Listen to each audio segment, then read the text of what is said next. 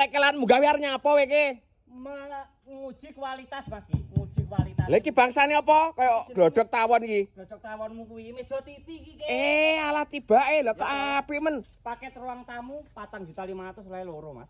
Iki kambe apa? Iki nomor 1, nomor loro ya iki to. Lah iki sing paling utama iki ya gawe lungguh iki, gawe dorongan. Iki dorongan karo gayuwe tangga-tanggane keluargane penake pol. Iki bahane kayu tela apa kayu trembesi?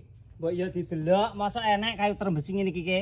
Nek ora jati kok dibong bareng-bareng ae. Oh nek gak jati dibong bareng-bareng pakai jaminan iki ya. Jaminan jati kabeh iki Mas. Piro ki balenono pisan Gas? 4.500.000 oleh loro tak terni teko omahmu. Lah omahku ki adoh ki. Nang ndi to?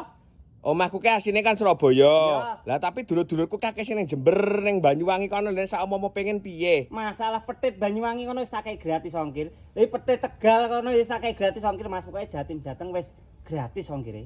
Penak to? Iya. Lah iki mbayare TF apa piye? Yo gak no, renek nang Mas ki TF. COD Mas, barang teko diplek ning omahmu lagi dibayar. Diplek ning omah lagi dibayar. Paket ruang tamu 4.500.000 oleh loro. Meja TV kambek kursi dorongan.